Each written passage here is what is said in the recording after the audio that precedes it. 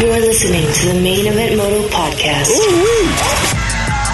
Joe, why have you been so busy and having issues so much that we had to skip so many show weeks? Too many. Way too many. What's going on with you? Why are you such a anchor to this podcast the last few weeks? I just got so many things going on. So many world problems to fix. So many Instagram posts to make. Yeah. This is going to be 207. It's going to be a good show. I'm obviously giving Joe a hard time because I'm weird like that. I'm the one to blame. Joe, can I give an apology to the Motoheads to kick things right You ain't off? got nothing to apologize for, Daddy.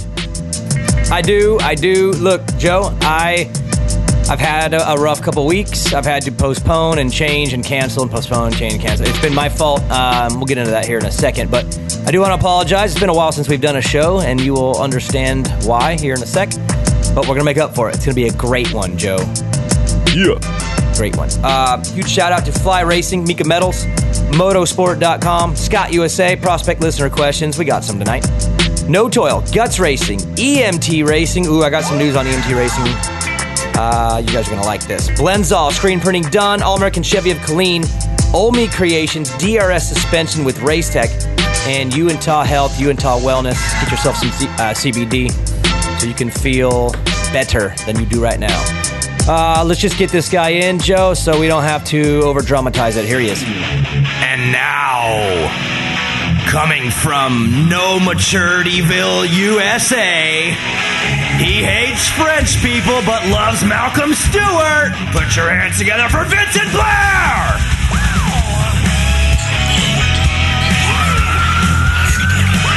No one can hear it, Vincent. Nice try. There it is. You can barely hear it. It was not as cool as you want it to be, but you're here. What up, Vince? You know, I'm sad. Why? Because Steel Panther is probably playing right now about 30 miles from us. Joe, Aftershock this weekend. Yeah. Dang it. What year did you work Aftershock? Did you do a couple years? Yeah, I did a couple years. 2016 and 2017. So Aftershock is one of the bigger, concert festivals in the United States. It's gotten bigger it's gnarly. Did you see the lineup this year? No, I didn't. Today's the good one. Twice. So today's the good one, dude. Social D, Pennywise, Rise Against, Steel Panther, Metallica. It's a fun show, man. Hey, Mike Mason has been out there 4 days in a row, just hammered. I went 2 years ago with Mason, and I got drunk, I think, 5 times that day. Because we'd get hammered, and we'd just thrash it, and I'd get sober, and then I'd get hammered again. Wow. Dang. Yeah, I was hurting for a while. 5 times. I lost. Mathematically, I don't even know if that's possible. It is when it only painful. takes like Seems one like or two beers to get drunk. Exaggeration to me is what it Dude, seems no way. like. I was in the mosh pit when Gojira. They're like, Hey, so he says drunk 5 times, Joe. I'll put my money on buzz twice. Sorry, Biz. I'm already buzzed. I'm pre-buzzed. I'm so buzzed all the time. And then what band did? I know you were with one of the bands, and they were assholes. I thought. Or were they cool? No, everybody I was with was cool. Did you go the year Bullet played? No, That's the year. I'm talking to Joe though. I'm trying to remember. Did you go when Corey Bullet Taylor? played? He was super cool. He was cool. Yeah, he was cool. Drove him around. I was like his personal chauffeur for the day. That was weird. Sick. What was he like? Chilling, just a family man sitting in the back seat, FaceTiming his kids and hanging out. That's cool. I might possibly 5 seconds later, snorts a line, hits the stage. probably. I love you, baby. Not in the car. Baby. Not in the car. Maybe with his bandmates. Yeah.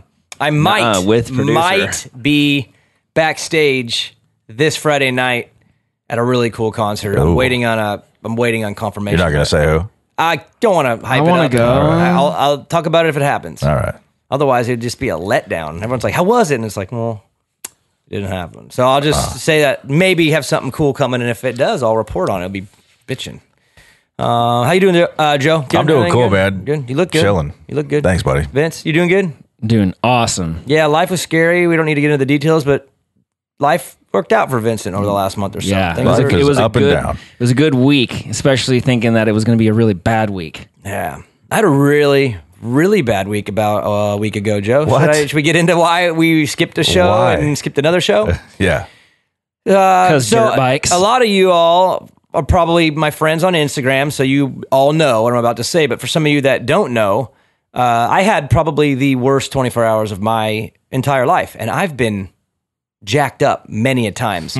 The reason why it was bad is because my little guy, he's 11, but he's still, dude, he's like my baby, man. He's my firstborn, had a brutal crash, broke his femur, and had to go to the hospital. Joe, not too far from where we are now. Yeah. Had surgery, did the whole shebang. Clean break, great surgery, everything went good, but to see your little dude laying in the middle of the track with his leg going not the direction of the upper part of his leg is just, it's nothing worse. Nothing worse. I broke my femur twice, and I would do it 10 more times to not have to see him like that. It was just brutal. My kids ain't riding dirt bikes. Well, and the thing is too, because I was thinking I've had a lot of injuries, but mine didn't start, Joe, until like my 20s. Like I got through the kid years pretty solid.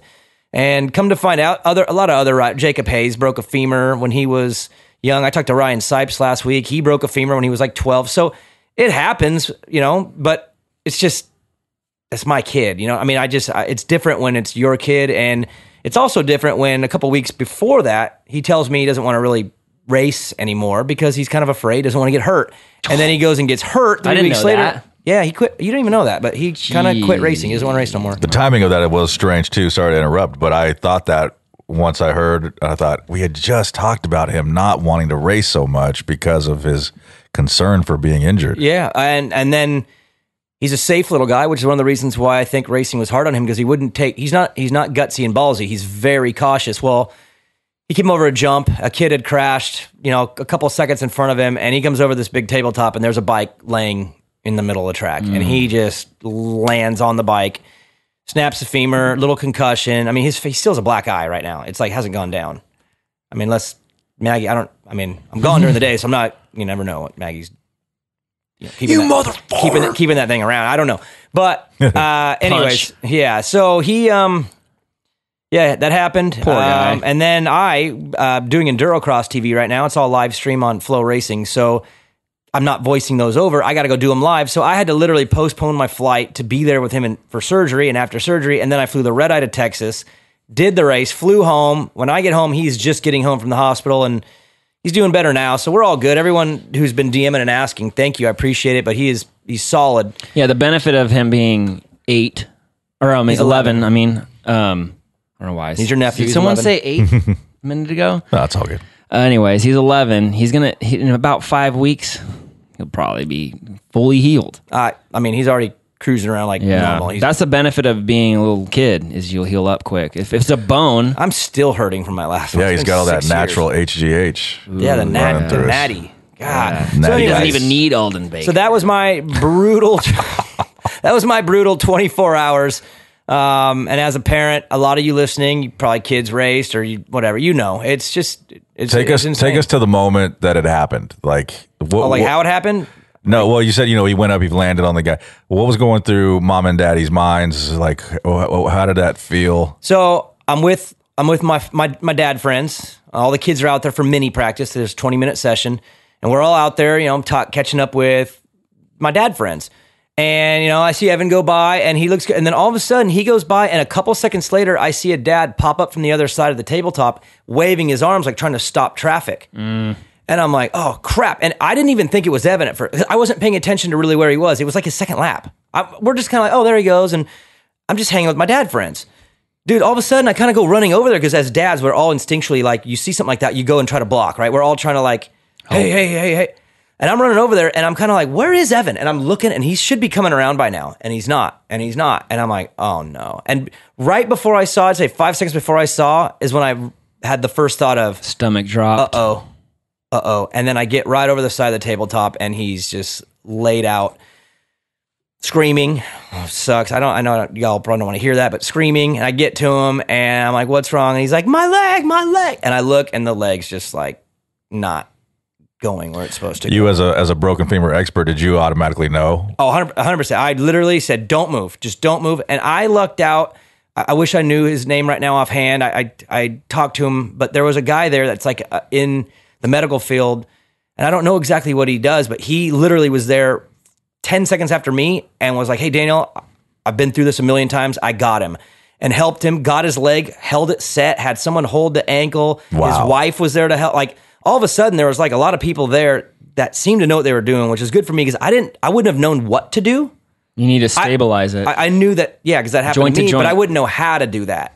So I'm like lost, even though I've been through it, but I was on his side of it. So I'm more concerned about him mentally. Like, it's okay, dude. We're gonna be okay. Just don't move. And Where was Maggie at this time? She's at home. Oh, okay. In the shower. I actually called home and Elena answered and I said, get mom. She's like, she's in the shower. I said, you need to get her right now. Maggie got out and I just said, hey, just dry off and start heading north. And she's like, what? And I said, it's just not good. And it was not good. Maggie Deja vu, baby. Dude, Evan went to the hospital that I went to when I broke my femur the last time when Maggie told me I could never race again. Yeah, he's in the same hospital room with where a Daniel broken, carved his initials in the side of with his a head. broken femur in the same building 6 years later. What irks me about all this is the way he broke it is the same way that I usually got hurt. He can't even go home going, man, what could I do to... It's nothing he could have done. You know what you could do is ride at a track where flaggers are actually there. Or ride a track with no jumps. Yeah, so it's kind of like, no, they're not going to have flaggers all the time. So how does... it's just something he can't fix. How does he feel now about riding? He told me, I'd say roughly 100 times while he was laying on the track that he'll never ride again. It was about 100 times, I'd say. And then by Tuesday when he was home, he asked me when he can ride again. Really? Yep. But today, we ended up having a pretty long conversation about it, and he told me that he is now starting to feel back the other way, that he doesn't want to ride again. And I told him, I said, here's what we're going to do. You're gonna hit up Uncle Vincent and hit the course. Well, that too. But I said, no, here's what we're going to do. You are going to just be a kid for the next 3 months. You're going to heal. You're going to run around. You're going to get your life back together. And then we'll talk in January, and you can tell me what you want to do. If you want to ride, I'll let you ride. And if you don't want to ride, dude, I will have that thing sold so freaking fast, and I'll be cool with it. Like, I'm down to do whatever he wants. I fully support whatever his decision is. I lean towards he's going to probably want to ride, but even at a more minimal level than he did before, because he mentioned he doesn't want to lose all his moto friends. They're like those are his best friends. Aww. And I'm like, dude, you don't have to ride to see them. Like, we can go next weekend and see them. Like, that never will change. And as soon as I said that, he's like, oh yeah, I don't know if I really want to ride anymore. So I think the friends were making him feel like he maybe needed to keep it going. Yeah. Knowing that I'll take him without the bike, it made him kind of be like, you know what? I think I could probably be done with this. And I'm cool with that. 100%. After everything I've been through, dude, 2 torn ACLs, shattered both my heels, 2 broken femurs, when I'd say roughly 60, 70% of my injuries weren't my fault. Some were mine, but there's no way I'm going to push him through that. And I'm going to subliminally steer him away from it the best I can. Just hate because when honestly, it's not your fault. It is, and it's part of the gig. It's what we sign up for. And let's just put it this way: if he decides he's done, I will support that harder than any other decision. It'd be where I'd put most of my passion behind. Was there a part of you that was relieved that it actually was just a broken leg and not something life threatening? Yeah, not right away. Yeah, not right away. Of course, yeah. You see the mangled body of your son. It was on the all ground. bad at first. Yeah, but then Joe, I'd say on the ambulance ride, because I had someone drive my truck to the hospital and I went in the ambulance, and I'm just sitting there like shocked, like I couldn't believe it, and all I could think about it's just the way I'm wired. I always try to make everything an okay thing. As bad as it is, this is a positive in some way. I don't know how yet, but it is. So for me, it took me about an hour, and then I was into that mode of I'm so grateful that it's just a femur and he's bones heal. You know what I mean? And Yeah. I wasn't Your in the knee clear won't. because we weren't there. Your neck. So to me, it was like a moment of like, you know what? As bad as this is, I'm so happy that it's not worse. And that feeling though, Joe, is kind of the feeling that also makes me lean towards I don't really want to go through this with him anymore. And he's already feeling like this isn't really maybe meant for him. Can't get hurt on a golf course. This might have been, you can. Get your hand bit off. Damn alligator bit my hand off. But I got that bastard good. Mama wouldn't let me play football. Said it might be a little too dangerous. Good call. Great movie. Oh my God. So yeah, Joe. So that was Chubbs. my bad. Chubbs Peterson. That's my That's bad. the name of the show, dude. Chubbs Peterson. That's the name, Joe. yeah. So that was my day, and it's all better now. We're all good. He's already like. In fact, it's funny because he's like, I just can't wait till I can run around again and we can play catch, because we've been playing football a lot lately. And it felt good to me for him to ask, like, hey, man, when do you think I'll be able to, like, be outside and catch the ball? I'm like, all right, those are the questions I want to answer right now, you know? Yeah, So, you're past it all now. I am past it all. And again, I'll support him if the apple don't fall from the tree, so he's probably an idiot, and he'll probably want to keep riding. And if he does, I'll support him, because I know he loves it, but I definitely Every night, I'm going to record a thing saying, don't race motocross, and put the headphones in and when he's sleeping. Every morning, he's going to wake up with that subliminal shit. It's creepy. Just text. He always got his own phone, like the kid's phone. Oh, really? Just text him pictures of broken femurs Jeez. over and Oh, over God. and over, dude. He'll be like, I'm never, Uncle my Vincent God. sealed the deal, Dad. Yeah. So anyways, that was my deal. Vincent, we don't need to get in the details, but a bad situation turned good for you. Life's Yep. okay now. Yep. Better for now. Do I need to say a little or no? No, you don't have to say what it is, but just, No, I got a promotion. well, you got a promotion when you were on the brink of being fired. That's good. I mean, Yeah, the whole vaccine thing is weird in the healthcare world because they really want us to all get it. So they decided to force us to get it, and I said no.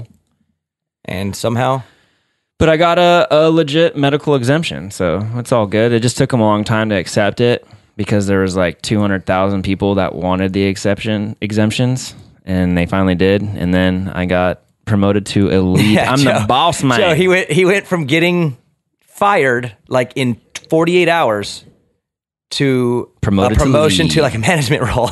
It's amazing. I don't know how that lead, happened. lead tab, not management. Talk about Oh God. You bleep that, right? Okay. maybe. I don't know. Okay, jeez.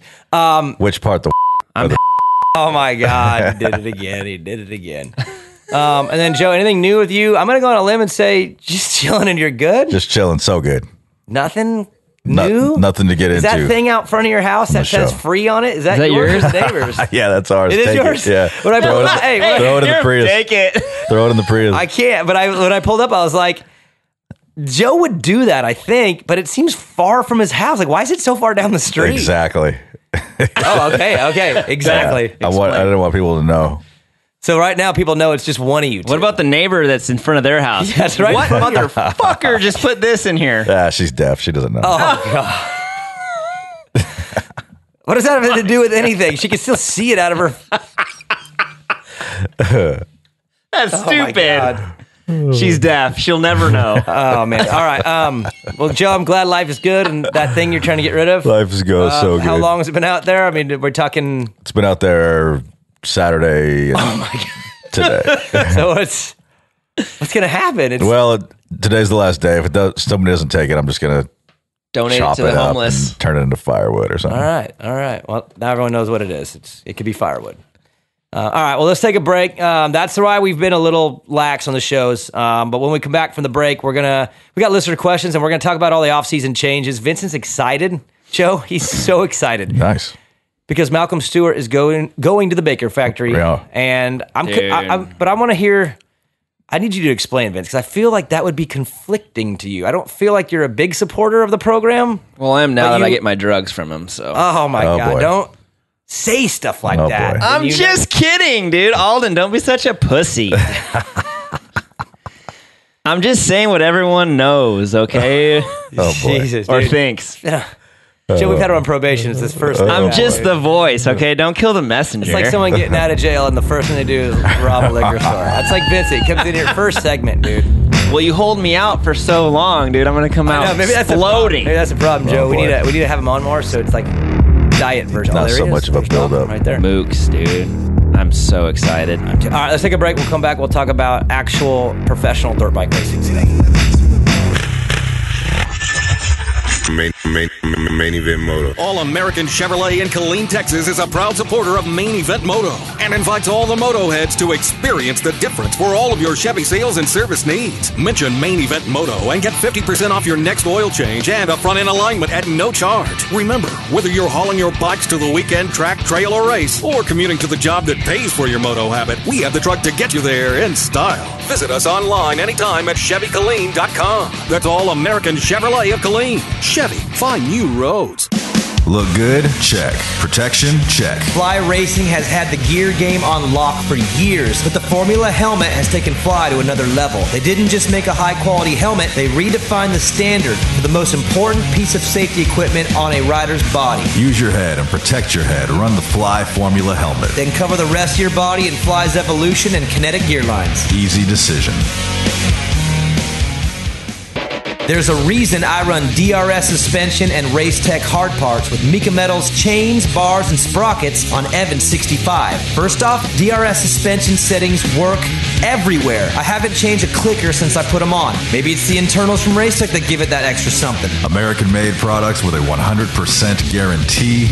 You don't see that every day. Yeah, the DRS Race Tech combo works for me. And what can I say about Mika? First off, they've been with us since the beginning. The quality of their bars is top of the line, and Mika is the only chain and sprocket combo I run. Motoheads, get with the program. It's DRS suspension, Race Tech, Mika Metals. Say it again. It's DRS suspension, Race Tech, Mika Metals. Is that good, Joe? Yeah. Main Event Moto Podcast. Ooh-wee. Joe, I want to drop a couple little Easter eggs that you all Motoheads can go figure out and see if you guys can find. In fact, Joe, I have. What can I give away? What can I give away? We got a Main Event Moto t-shirt. I think we have a large. We have one left. I'm so bad at this, though. I flaked on so many giveaways. Dan gets so pissed because he has to clean up the mess. So, but I want to give something away. But I'm going to drop a couple little nuggets. And we're going to do a little Easter egg hunt right now for all the Motoheads. We're in the Batcave right now watching the first straight rhythm ever. And it's so sick. Like, Stewart's there. I mean, it's just, this is the first one, right? I want you all to go watch that, and I want you to tell me if there's a certain person that's part of this coverage that may be relevant right now. Oh, boy. For a reason that's just going to blow all your minds. I know who be quiet. Okay. Shut up. I just noticed it, and it's like unbelievable. I can't believe what I just noticed, Joe, right? So Easter egg hunt. Free. You know what? Yeah, we'll do a Main Event Moto. We got one. Well, what if it's the wrong size? What do we got? I'll ship them an autographed used underwear from me. Oh, yeah. All right. Oh, damn. They'll be rushing into the DMs. Hell yeah. Dude. All my pieces. I don't know. We'll figure it out. We'll find something by the end of the show. But I just want y'all to go watch that and see if there's a certain person. I think I know what you're talking about. Relevant right now. Can I say it so I can win? I want to win something in here. Nope. All right. A day with Joe. Oh, that'd be it, dude. But he's going to wear a mask. Dude, that'd be weird. Hey, if it was like, hey, you get to hang out with Joe for a day, if you could figure this out.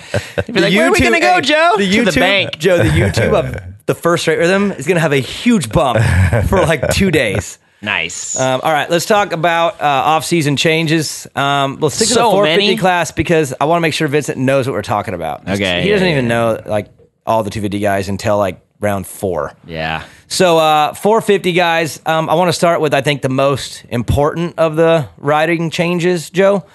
Tomac, right? I mean, the winningest rider in the last however many years. He's won 3 outdoor titles, a Supercross. I mean, he's just like, he's probably been, I'd say statistically, the winningest rider in the last 5 years, overall, everything. And he's just bounced Cowie, and he's going to Star Yamaha. And it's crazy. And I know we've been talking about it a little bit for the last month or two, as we've all known, but let's dive into it a little bit. Vincent, your first initial thought again, and you're not like in it all day every day, but like you're in it enough and you understand the manufacturers and you know what's the good and the bad of what's happening here. But Tomac says, I'm out, I'm going to Yamaha, and he does it, and the photos and videos are out. He looks sick. He looks good. They all look pretty sick. But your first thought, Tomac. When I saw that picture of the Yamaha with the number 3, anytime anyone switches to Star Yamaha is just, I would say, number 1 team, dude. Well, so, they are now. I mean, they without question. I mean, Yamaha. Okay, I guess let me throw this at you and see if you're on the same page as me, real quick. Okay. The factory Yamaha a year ago before it went to Star, I don't think that would be an upgrade from factory Cowie. To me, it would seem like a downgrade. But Star, what they did with that 450 in year 1 with Dylan, AP just emerged. Malcolm was killer in Super. That 450 now is like maybe the best bike like at least in the conversation. And I personally, don't get mad at me, Mr. Kawasaki, who's going full electric by 2035. I think that bike's better than the factory Cowie. So I think he's going to a better bike. I really do. And yes, it'll take some time to, but for him and the way how hard to me, the fit really does make sense. Anytime I see changes like that, it's so much fun, right? It's like, oh man, he's on a Yamaha now. The bike's blue. The number 3 is blue. Looks so cool. That's all everything fun. And always stuff. is Yeah, fun. it's fun. But then you see some videos and shit, and you're like, oh, all right, that looks pretty good. So dude. I'm just thinking. But he always looks good. I know he's always sick, so it doesn't. I know, but can he pull it off? Well, here's the thing. We've heard over the years that he's always been a little with Cowie. Like they've always been kind of beefing even while they were winning, and it was just like never always great. Complaining. Just not always happy. I'll be the nicer one, of course. Not happy. Well, he's going to be all happy now no matter what because it's new, right? Everyone's saying, oh, it's new. And it is a good bike. And I truly think the bike will be better. I think his mood will be better. I mean, I think he's probably as dangerous as he's ever been. Is he going to move to Florida? From what I heard, he'll go there. There's better internet there. I don't know if there is in Tallahassee. Yeah, better than wherever he's at. Where does he even live? What's the town? Exactly. Something Colorado. Cortez? Probably moved to Cortez. I've never heard of it. Yeah, their dial-up is population 4. Eli and his family. Mom, no, he's got kids now. Anyways, and his kids. Joe, I'm into it, dude. I kind of at first I was like, The more I think about it, I'm kind of into it. I think it's always a fun thing when an athlete changes teams. That's what's so cool about this year. But it looks weird though. It takes some getting used to. What did you think when you saw it? I'm still not used to Brady in a Buccaneer uniform. He's won the Super Bowl, and it's still weird, and right? It's still strange. Or Ron Artest going to the Lakers. It's weird. Do you like? Oh, no, that one was weird. Do you like the move though? Do you think at this point in his career, like he's successful, he's rich, he's all good, but he seems like he wants some more? And it goes one of two ways. Every time an athlete does this, they either get like a second lease on their career, and they end up being even sometimes better than they were before. Right. It breathes like new life into their motivation, it's a ride off into the sunset. But what do you think this? I think this one was meant for the first story. I don't think he's going to just cruise around and get cash. I think he's going to try to slap him around one last time. How old is he? 28 now, I think. Oh yeah, throw a dart at 28. God, I wish I was 27. I know, seriously. I'm not. I don't think it's a sunset ride either. I think that he's going to come in with some new life. This is what he needed to make another go at it, and actually, who did this before and be into it. Who? McGrath when he went to Suzuki. Well, McGrath. A lot of them all did it. Ricky. He moved around. He went Cowie, Honda, Suzuki. Stu. Yeah, moving around's not the issue. It's just but did the length Stu of time like he did when he left Cowie? The length of time Tomac was with Cowie. And then now where he is now. You know what I mean? In this stage of his career, and then going on. Like Kenny left Suzuki to like the changes happen, like you said, but how often do they happen this late in the career? Yeah, like when you're still in your you would say close to your prime. I mean, I'd say he's still at his prime if he wants to be. This year he was awesome sometimes. That's the key right there. He's still in his prime if he wants to be. I totally agree with that. There's so many rider changes and team changes this year. This is going to be, or next year. I'm excited. I feel like I like all of them. Me too. Each one, now that I've had, because you hear about it all right, but we're in the middle of the season and they're not riding. You don't see videos. Now that I've seen the videos, it's starting to settle in, and I'm like, what would Jason Anderson look like on a Cowie? And now I've seen a bunch, and he looks unreal. Like I think he looks better on the Cowie than the Husky. He looks so much more efficient because he's always been a little sloppy, but I always thought that was his style. I know no one thinks I'm smart, but I'm going to throw down some serious factoids right now. All right, let's hear it. Hombre is a reactionary rider. Explain. He's not proactive. He's not forcing situations. He's very fluid and kind of lets things happen, and then he reacts to it. AP's like that, right? You can kind of tell the way they ride. They're not deliberate at anything they do on the track. They're just letting, this rut, okay, fine, this rut, or okay, this line, I'll do this now, or whatever.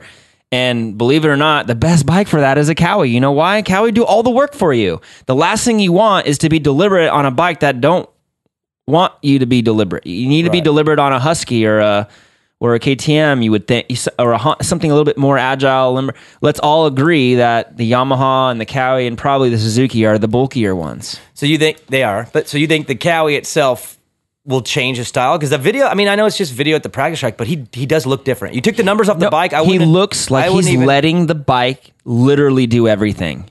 Watch that. Everyone right now, watch that. What's and then the DM me and be like, damn, what's Vincent, the one he posted at State Fair? It might have been Team Fried. I don't know which Instagram posted it, but there's one with a good solid minute. Dude, and it's phenomenal. Smooth. He looks so rad on the Cowie. The Cowie will do everything for you. You can be lazy on those. I'm not saying he's lazy. Okay, that's a bad word. But you can be like... He's looser.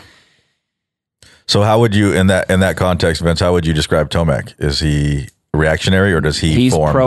He's He's very deliberate. He's and more if physical. If you watch, he And gets so away how with does that it. compare from the Cowie to the Yami?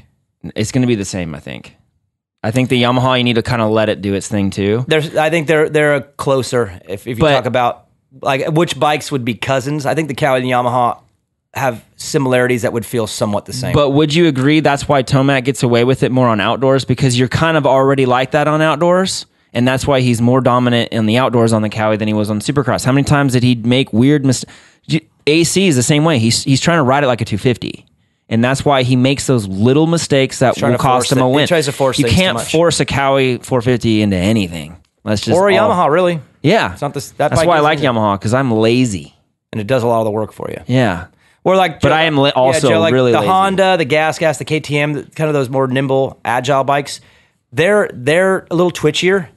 And now the year Stewart was on Cowie, it was not like that. Those bikes were little, they were light, and they were really fast. The original Cowie 450s. Yeah, the one he did the perfect season. Yeah, that was not the same Cowie. And it's always changing. But I guess my point is Tomac with that fresh life and that bike makes me think he's going to be tougher than he was this year. Which maybe he goes back to who he was 2 years ago, where he won the Supercross title, then the outdoor title was weird. Remember the bikes blew up, and he kind of. Can I play devil's advocate though? Oh, I'm going to because I do have a couple. You already are. Okay, then you'll probably say something I'm already thinking about. I have a couple hurdles that I think that they're going to face for him. Oh yeah. Okay. I don't think it's going to be smooth as glass. I'm sure you'll say what I think. The potential is there for him to be a notch better than he was this year, which is one of the top 3 guys indoor and outdoor. So I mean he's fine. He's going to be good. Because how you were saying, like, he always complained, like, oh, my bars are bad, or the sprockets or something. I mean, he's going to go to a new team, and what does that do? Opens up the door for any type of narcissistic, it's not my fault, brand new bike, I got to get used to it, and, the chain is too tight, kind of stuff. Yeah. That was my thought. My hurdle is this. If he is the excuse maker. Well, here's, okay. I'm not saying. I'm going to try to explain this the best I can. The team, the mechanic, the rider, they're all like one unit. As far as communication goes on the motorcycle. The Cowie, they definitely had enough history with each other and with the bike to where you wouldn't expect there to be so many little problems propping up. I mean, you guys, they were together for so long. Like, why are you having issues with the bike all the time after like 5 years of being with the same people on a bike that through its generation changes didn't change too dramatically? There's no reason. He's gonna Taylor Swift us, dude. Now she always blames the guy. It's like, how many boyfriends are you gonna get till you start looking at yourself? Oh, you know what I mean? Every song's about her ex-boyfriend. You got a lot of ex-boyfriends. Why don't you write a song called "Look in the Mirror"? Oh, maybe you're the problem.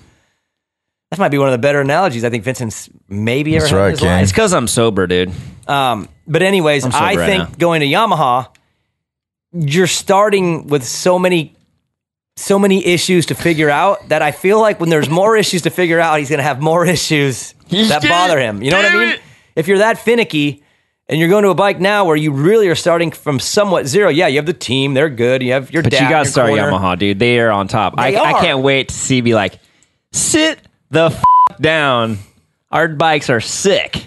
Shut the hell up. I mean, get out there. They're pulling Mitch Payton. This bike is perfect. Oh, that's what he told you. You have the same bike as Ivan. Rider error. Or rider issues. Hey, they're going to go, Eli's, or Tomac's me like, dude, something wrong with my pipe, dude. And then, who's the manager now? It's not Willie. I don't know. They have like 5. I don't know. Okay, so manager A goes up, and he's like, dude, you have the same bike as Ferrandis, okay? Right. And he's gonna just get pissed. Oh no, I see it being a great honeymoon, Joe, but there's a potential for trouble if things don't go right in the first 6. And here's why there's a chance. Because it's happening. Because I think some other guys are about to take a huge leap. So it's not like it's going to be Eli, Kenny, and Cooper, and then all these guys. There's a few that are about to leap into the convo. So if Eli still can't get a start and whatever, and can't this fork, you get 6 rounds in, and if it's not going great, yeah, I think you're gonna start hearing some things, because it's not just Eli that's done this too. No, by the way, it's most of them, and it's probably justified. I mean, dude, how long you been on Cowie? Forever. One little hiccup, you're not going to be all right. I mean, you have to be perfect in Supercross 450, which you might get perfect at the test track. Yeah, that's not a race condition. So I agree. I'm just saying it's all honeymoon. Yeah, and then you got unless you go into the season with issues. Producer Joe's boy, just rocking the number 1 plate, just the same Webb, dude. Oh, Webb. No, Webb. What do you mean? Don't say same program. Webb has more challenges. No, I mean like bike this year than anyone realizes. Oh, we can get to that. We're going to get to that. So overall, though, I love the move, Joe, but I lean towards thinking it's going to be better than not, but I still think it could be in for a bumpy start when you get into a couple races if things don't go well. If they go well, then, dude, if he comes right out in the first couple and he's on, dude, look out. But it might take a few. I'll just throw it out there. So, what do you think, Joe? Yeah, I mean, if it doesn't happen right away, that's probably a learning season. Mm-hmm. Which that's actually... Which apparently he has a 1-year deal with a 2nd-year option. So my thought is, I think if he goes and wins, he's out. He'll win and go out. I think if he doesn't win, he'll use it as this was my learning year. Next year, I'm going to go win at, 29, which he's still fine. So I think he's got 2 more years to go get himself a couple more titles, and that's the goal. And if he gets them right out of the gate, probably done. Are we doing super early ridiculous predictions? I live my life throwing predictions. I love this. So I just like to throw out fun things to make you think. You got Webb still, right? Oh, of course. till I DIE. What about DIYLAN? Yeah, Dylon. All right, so moving on. Anderson, I love the move too. I think maybe even a little bit better program. It's factory team, factory bike, a lot of success there. Anderson might have a breakout, dude. He's another one, though. It just depends on if he wants to. I truly think that if Jason Anderson wanted to win the title, he could take it a couple steps further in his discipline and go for it. But I think he likes right where he is, which is to be badass, but not psycho committed. That's a guess, but we'll see if that changes. Maybe he gets on this thing and goes, dude, I'm remotivated too. Joe, you said maybe that fresh life is like, maybe he's fired up and he's back to championship form. Or maybe he's what we've seen the last 2 years, which is just a rad dude that's up there half the time. Yeah, I mean, another honeymoon. There's a couple honeymoons happening this coming season. Can I make a wild, strange prediction? Sure. The Mookster. Oh, where he's next. Yes. Okay. Anything else on Anderson, Joe, or can we get to what Vincent is even here for? It's the only reason why he even came. I think you tagged it and bagged it. The only reason why I came. You're here because Malcolm Stewart is going to Husky, which, listen, he's been on some good bikes and good teams the last couple of years. Nope. Absolutely. But there's one new part of the program, and don't say stupid stuff. Okay, fine. I'll try my best. He is going to a place name him. Where discipline is key. Stop it, man. You're all about it. You're all about it. So explain. I'm all about it. Because you're also not all about it in years past. So explain. How many times have I always said that if Mookie's fitness was up to par, that he would be deadly. So it's been better, but you don't think it's been there. Yeah, and I think it's a time, dude. Getting in shape for 450s, even Supercross, is kind of it's an investment kind of thing. You look at it takes a couple years, I think, almost to really get physically. It. I mean, look at Roxon's story. He lost all of his fitness. It took a while, and he's the best. So it's a very good move for him because now he doesn't have to think about it. He's just going to do it's going to be very one-dimensional for him. He's going to do the program. He's going to do the program, and he has to rely on everything else, which he already has in the bag. Talent, Dude, he can get starts. I mean, you got to think of, and then moving into Husky, do I think that's a good move? For me, bike-wise, Hold on. Okay. Yes, because I think he's going to probably be 10 to 15 pounds lighter. Will? Yeah. So you think he'll? Well, I think he'll be lighter too. No question. He'll be. And let's not say he's like fat, out of shape or anything. No, he's in shape, but he ain't skin and bones. He's an elite athlete. Yeah, he's going to be the trimmest he's ever been on a 450, probably. And we all know that Mookie is a racer too. So when he's going to be racing with everyone, I think he's going to go into round one just like, this ain't new to me, dude. Dude, he's a 250 Supercross champion. He is so legit. And now he's going to a place where, you're right. I'm going on a wild prediction, dude. I see him easily on the podiums all the time now. I don't think it's not easy for anybody all the time. Easily, Joe, all the time. Podium. Easily. Dude, he was in 5th like every single weekend. I'm with you, but you're just... 2 spots. Easily. Easily. You got Tomac getting used to his bars. Hombre, dude, on a new bike. Plessinger on a new bike. Hold on, he's next. Don't jump the gun. You got everyone, dude. Joe, what do you think about... Malcolm said, apparently, he's seen the program. He saw it with his brother. He's... oh my God, dude. So he's going to win one. Couple. So, Joe, what do you think about the guy who we would all probably say, if there was one missing piece, would be that final push? He's a sleeper. In fitness. That will not be an issue anymore. He's a sleeper. So what do you think? He's a sleeper. He's the sleeper of 2022, dude. Well, I think he's really putting all of his cards on the table by giving this level of discipline and commitment a chance for, I wouldn't say the first time, but obviously this is probably the most strict discipline fitness program in the professional circuit. Would you agree? Yep. So him thinking maybe that is the missing piece and then trying it, dude, he's putting a lot on the line because it's huge. If it's not, if it doesn't provide the results that he's wanting, that's a bitter pill to swallow. If the pill is like, hey, maybe I'm maxed out. This is just where I'm at. So you're saying this is a gamble. And he's going for it, and if this don't work, then if it's like does not deliver the results, then you're a 5 to 8 guy. Or this is like, hey, or if this is what he needed to sharpen that edge to a chisel tip. Yeah, because mentally intrigued, too, dude. I love it too. I don't think Mookie's afraid of one person. I mean, out there, I don't think right? No, you would say mentally he's like at the highest level. As far as like confidence and strength. And now his physical body is going to be at peak performance. So you're going to mix his talent, mix with his mental, with now his physical. Well, it's going to come down to just executing. And think about this too. This is another thing that's cool. Joe, Malcolm on Star Yamaha, you saw him on Instagram all the time. He's riding with the 250 guys and he's with AP, but he wrote, I think the program was cool, but now he's going to have to go up against Marvin and AP, and I think RJ. I think those are the 4 at Baker. That's right. AP moved to Florida. Yeah, he's in that program too. We'll get to him next because he's a similar story with AP. Very. Yeah. They are going to be pushing each other, I think, under a stricter eye than they ever have, and they are going to be racing every day. And to me, my personal belief that the best part of Alden's program is the riding and racing that they do at that high level together. It's a war every day, and I think that those guys, AP and Malcolm, are going to benefit from that because I don't think they've had it that gnarly during the week. We kind of saw it before with Webby. Remember before Webby went there? He was kind of a donut eating party boy.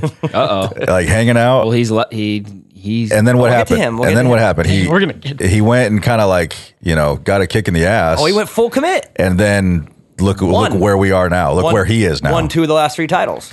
So 4 championships in Supercross. AP and Malcolm, I'm not saying they're donut eating party boys, but they're more loose with it, with their whole persona and their style and whatever they do, fishing and hanging out and just hanging out, doing their thing. So gaming. We've seen it work before, and it'll right there on that property. It'll be interesting. So and we're gonna remember this topic when we get to the Cooper Webb stuff because to me that's the most intriguing story of the entire. The thing about Alden, we all laugh about like stuff, but the main thing I think about the program, what you just said, is the fact that they race each other. But what happens is if you do it over and over and over and over, you start breaking down opportunities to get better at a microscopic level, right? Mm-hmm. You're not gaining seconds, you're gaining milliseconds. You're getting so microcosm in your sport and in yourself that when you get to the race, you've literally zoomed in on everything because you try in order to beat. I mean, that track. I mean, they could do it with their eyes closed, right? Remember when we used to battle at home before our summer stuff, and that year we did that. We would race each other two 20-lappers a day, and that was it. We'd race to the death. Remember? Yeah. We'd literally if we can murder each other, we will. Yep. Kind of attitude. You put me in the bushes. No, you did. Put me in the bushes. I thought you took. I was in the orchards. I took you out. Yeah. Oh, it was awesome. So then I always had that story wrong. I always thought it was the last lap. I was beating you the whole time. I just remember we got into a fight after, so I don't remember what happened. But you Dylan Ferrandis me into the orchard. Oh boy, sick. All right. I always thought I was on the bad end of that story. How dominating was I when I went to my class? We dominated that summer. Yeah. I know what you're saying. It's because you race for microseconds every day. You're literally zooming in on everything. So, Joe, you love it? Yeah. They're going to get so dialed. They're going to literally be like, I wonder what would happen if we bend this clutch lever a little this way. Well, now you're just... No, dude, they're going to get so bored of being so dialed that they're going to just nitpick No, what they're going to do is they're going to do what they're told. And that's... No, that's serious. The program's North Korea over there. Dude, it is. The program's strict. Kim John Baker. Why you think... I wonder that's where he gets the stuff from. Man. Write that down, please. My God, that was possibly the best. Let's talk about Alden Baker. No, though. let's not. Let's talk about Aaron Plessinger, right, fine. and then you can talk about Alden Baker. But all right, Joe, same story with AP. They both leave Star Yamaha. They go to the Austrian brand cousin bikes, and they're both going to Alden. They're both the same kind of guy. They're like buddies, man. They've always been, but to me, it's the two same humans. It really is. Going Even to the with same place. A lot of results, I would say AP 5 to 8 guy on a good day, just being real. Yep. Even though we love him, And he snuck a couple. he did, but Snuck's he not surprises forward, you when you want. But Very similar, Not man. enough. Very, very similar. This is going to be a true testament and a major test for everyone involved, including the program. Like the test of the program. Oh, dude, I know. I'm going to paint that picture here in a minute. I'm so happy for AP you're though. gonna be excited. Even though he is leaving Yamaha, it's a good team, but Hey, Joe, go back 1 year. What were we thinking about AP? Remember, he hadn't had anything good happen Unfortunately, yet. Dude, we were thinking he was going to be done. He was a footnote in the preview show. We were at the end. We were like, "Oh, hey, by the way, Oh, yeah. I remember AP's that. racing. remember our buddy?" Yeah. And, dude, and now here we are, and he's like bidding war between KTM and Yamaha. He's going to Bake. I mean, damn. As long as he just keeps that personality, I hope that the program doesn't drive the personality out Out of him or Malcolm. Yeah. who's on KTM this year? All the riders. Is there more than one this time? Marvin, AP, and Cooper. And Marvin staying. What about lights? Max, dude. Did Roger just forget? Yeah, they have that one kid that they don't probably know his name, the Tuvity kid. That's why you don't get people. You gotta move on, man. Roger. Oh, don't even start. don't. Jeez. You don't put old people in charge of things, man.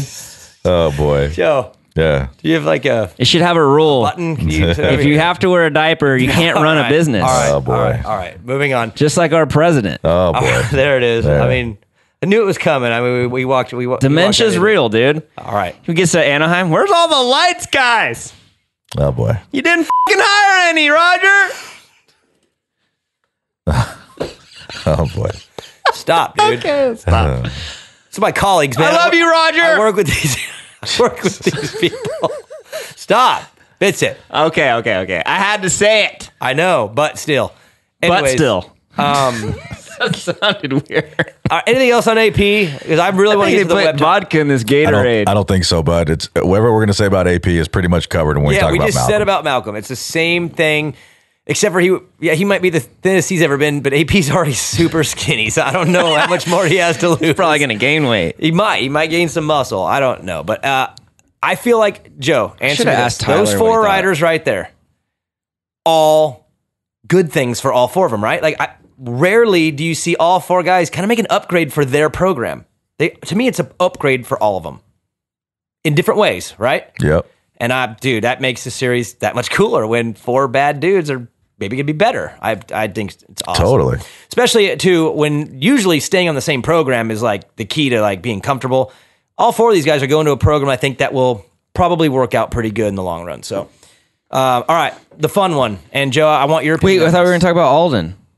I don't know why you keep on. What are you trying to get back to? We're about to talk about Cooper. So okay, you're gonna get. Okay, perfect. This will put us right into the same. Actually, this is perfect. So Joe, what's it called when you like perfectly step into the next scene? Segue. Yes, that. Joe, segue. We segued. What's the top story going into Anaheim 1 right now? What is okay? Say the broadcast starts, boom, all the fireworks, boom. What is the top story? Is Barsha going to win again? That's a sub story, and yes, he is. Yeah, that's a sub story. That's in the opener. But what is the top story at the opening? Cooper. And what about Cooper is the top story? If he can do it again without who? Without Alden, of course.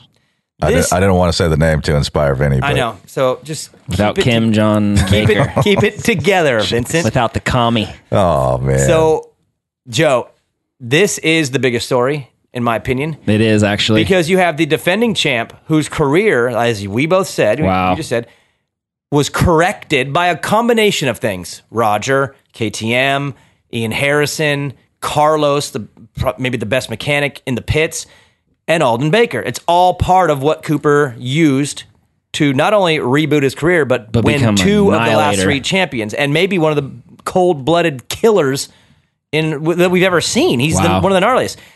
Cooper has decided, I'm going to leave the entire program that gets me ready for those weekends, and I'm going to do it on my own.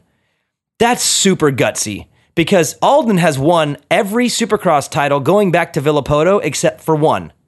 And that was the Tomac championship that Webb crashed out of. Alden's won every other Supercross title all the way through since Villapoto, the Dungey, the Anderson, the Webb. He's going to leave that guy, go do his own thing now. Do you realize that this is the biggest split ever? Because if Cooper goes and wins and just does it on his own and say he's better or pulls it off again, that is such like it's not a diss on Alden, but it's definitely like a depreciation of his value. Oh, he just goes to the program, 50 miles down the road, does his own thing, and can still win without him. But if Cooper loses, Alden doesn't even have to produce a champion. If Cooper loses, Alden wins. Good job, you left me, you lost. Think about that. I hope that doesn't happen. I mean, that's the real storyline. If Cooper loses, Alden wins. I really want Webb to win now. And if Webb wins, Webb's the daddy, and everybody else just helped him. Can I get a Webb jersey? If you're listening right now, I want one. He's not, but I can try. Dude. In theory, could he just take the program that he learned, that he dedicated his life to, those those seasons, and just do it on his own? Yeah. Away. Like Anderson did? Good point.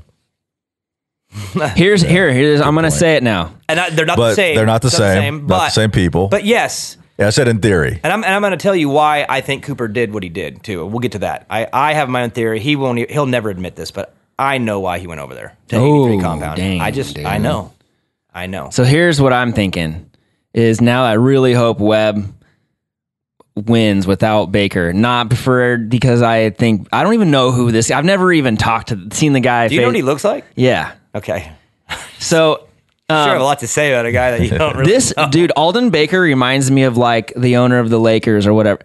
He's buying. Okay. This is so great because we'll be able to figure this out. We'll know for sure. But think about all the championships he's gotten from these riders. All of them are phenoms, dude. They are all championship winners anyways. Okay, Baker, if you want to go down in history as a real champion builder, hire and train Josh Greco and get him to the promised land. This is always this is the conversation that always comes up when people start talking about the Baker Factory program. Alden. They always complain that he takes champions and just keeps them as champions. No, can I tell you? Hold on. I got to pick me up.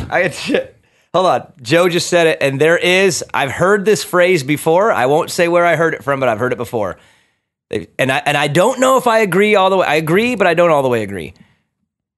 He turns champions into champions. And Webb already had 3 titles. Listen, Josh Dungey Greco already had titles. RV had. all of them. They all had titles before, and then he got more titles out of them in the 450 class that they maybe wouldn't have gotten in every head. So that's why I can't agree with that all the way. But there's an argument to be made that other than Zach Osborne, who was also like 27 years old in the lights class, nobody else really did he produce a championship out of someone that never was one. See, I can't think in my head of anyone that he did. I don't like that argument because I still think when you win like almost every damn title for a 15-year period, you can't diss a dude like that. Yeah, there's obviously something it's not to his fair, program. But at the same time, Vincent's point is he's mooching off him, dude. He's not Kim John Mooch. What Vinny and other people who say that want to have happen is take a normal average rider who's 5 to 8, never had a title, and turn that guy into a champion. Dude, Malcolm's won a title though, and so is AP. Josh Greco holds the record. Yeah, hey, I'll tell you what, for the most amount of mains not qualified for in attempts. He's got the highest amount of failed attempts in the history of Supercross. Get him in the main, and then we'll start talking. So for you to give Alden the respect, yeah, he's got to get Greco into a main. Yes. Has Greco ever made a main? I mean, you just threw out a stat that was like you said is the most of all time. Did you just pull that out of thin air, or do you have a back? Who else has been around that long and still? I mean, you know, Greco has the heart. Like Hold on, I think Greco has probably more heart than anyone in that stadium. He has missed the main more than anyone that's ever been in the sport, and he's still there rocking it, dude. Alden, get him. Needs Alden. He needs Alden, dude. That's a true test, Joe. To be fair, though, like I said, that argument is a horrible one, I think, Joe, because to win 450 championships out of 250 champion guys, that I feel like you need the credit for that. So the question is if Dungey's the only one that I don't think he would get all the credit for because Dungey was already a champion, multiple time 450 champion. That's not fair. Every other one, though, I feel. So you're saying it'd be nipped in the butt if Webb wins the championship. Alden's is just a snooty little mooch. No, making money off these phenoms, dude. That's such a reach, Vincent. He's like one of those fish that are underneath the sharks, like just mooching, eating off their skin to survive, but also getting protected by the sharks. I don't think that's fair. I don't think Webby winning it. I don't think Webb is a shark. Alden's that little sucker fish underneath. What if Webb loses it? Just sucking all the fame out. Dude. Vincent, I'm the best trainer ever. It's such a far reach, dude. I don't think it's a critique on the program if Webb wins because Webb's already gone through his program, and I guarantee you that Webb is implementing parts of the program in his new program. So, okay, would you say that he's the best trainer of all, though? The resume speaks for itself. Yeah, you can't get away from it. It doesn't matter if Webb 10 wins. times more than everybody. Doesn't matter if Webb But wins. at the same time, it's current, and that's why it does matter, because 10 years from now, you might not think about this, but right now, it is. He left the winningest trainer in the sport who also turned your career around. You're going on your own. Dang. And if you go and do it on your own, you know what? The pressure's on Webb for that. Oh, it is. It's way on him. Coop, if you're listening, I'm sorry, but dude, the pressure is so much more on you now. Well, he's a shark, and that just fires him up, dude. Probably His eyes now are fully blacked out. Probably does, but pupils. And then that's the story for me for 2022 is I think Jason Thomas even said it on one of the review shows. It's like the Brady Belichick story. They split. Who's really the badass? Brady went and won a Super Bowl, and Belichick's. I mean, their team's garbage. Why did he leave? Kind of for that reason, right, Joe? I think a little bit of the whole maybe sharing the responsibility as the shark was like, get out of here, dude. Only room for one shark in the building. Well, New England's got to make room for the future. And we're talking about Webb. Oh, I thought you were talking about Brady. I thought you were talking about Brady. No, I thought you were talking about Brady. Why did Webb leave the program? Too many guys? He doesn't want to. You want to know my guess? That is there beef? That I'm pretty sure. No, I think it's less beef than you would ever imagine. I don't think it's that. You ready for my theory, Joe? Yeah. My theory. So Cooper obviously is, the program is difficult. It's not very forgiving. It's not very fun. It's not very enjoyable. It sucks the life out of you. Yeah, you win. You have a lot of success, but that's why Villapoto retired early. Dungey retired early. Ricky retired early. Because you can't do that program for that long. I think it's miserable. I think it's miserable program. Yeah. But it pays off in wins. I think Webb, a combination of confidence in himself, believes I can still win, but I can actually enjoy this too along the way. And I don't think there's much enjoyment in Alden's program. So what's he do? He goes to the 83 compound, and who's he hanging with? Who's he hanging with now, going on vacation with? Who's he going to be riding with? Who are his track buddies now, Joe? The Lawrence brothers. Why would you go and work with those guys? Why would you go and partner up with them at that track and hang with those two kids? You want a better experience in life. They're more fun, dude. You think they don't do the work? They're going to do the work. He's going to do the work. I think he wants to enjoy Sunday through Friday. It's going to be a lot more fun to be grinding out motos with Jet. You're probably going to learn some things from him. I mean, don't take this the wrong way, but Jet probably, bike skill, has probably a little bit more than Cooper does as far as actual technique and some of that like excessive talent. Webb so mad just now. He knows. He's not dumb. You think you can't pick up some things just by watching him ride? I think it's just a refresh. Younger guys, they're fun. They're going to work hard, but it'll be a way better environment. And then he'll lock in on Saturday nights and go to war. But dude, Alden's program is like 7 days a week of war. And I think he believes that he could do it without that. And he'll still put in the work, but he's going to enjoy himself along the way in a more fun environment. I think it's purely to enjoy the process. Because either way, you're going to put in your work. But you can either not enjoy the process and then show up and race, or enjoy the process and show up and race. Dude. And I think he chose a more enjoyable life. And still probably ready to go. Joe, if you were a talented motocross racer racing your whole life and got the opportunity to train with Alden, do you think you would do it and like it? Probably not like it, but I would do it. If you were going for the dub, right? Yeah. If it was like, I want to win titles. What about you? If I was in a place where I wanted to win, I'd suffer and I'd go there. I feel like me, because I'm very heartless and robotic. I'm like scientific and data and nature, right? I feel like I would thrive in that shit. Just because it's so data driven? Dude, if he was just telling me, do this, do that, do this, do that, do this, do that, and it was just grindy, the emotionalness of that stuff never messed with me. It was like other things that messed with me, right? Okay. I feel like I could survive that and never be For like, how long? this is... Dude, probably forever. Then why do they all retire early? Because they're pussies. No, I know. I don't know. I don't think it's that. Probably because physically you can't do it forever. Joe, does my theory make sense though? Yep. If you're going to put in the work, you want to enjoy it. And who named two other people? did that, right? Kinda. I mean, yeah, he was there too. Yeah. And now I don't know if this is true. Heard this, and I think it's true, but I think Zach Osborne is also coming back, not retiring, and I think he's going to the 83 compound too with Webb and the Lawrence brothers, and he's not going back to Alden either. Because there's beef. I just want to know. I don't know. I think that one's weirder, to be honest. I think there's a weirder story behind that one than the Webb one. I wish we knew these Webb's been up front. Do you know these stories and just not say it? Sometimes, but not that one. Not that one. It's confidential. And then Joe, does Webb need to lose? I mean, for Alden to be like, again, to take Malcolm and AP and Marvin and try to beat Webb with those three, I think that's pretty tough. But does a Webb loss, like if Webb gets third in points and Kenny beats him and Eli beats him straight up, is that a chance to flex for Alden, being like, well, it's what you wanted?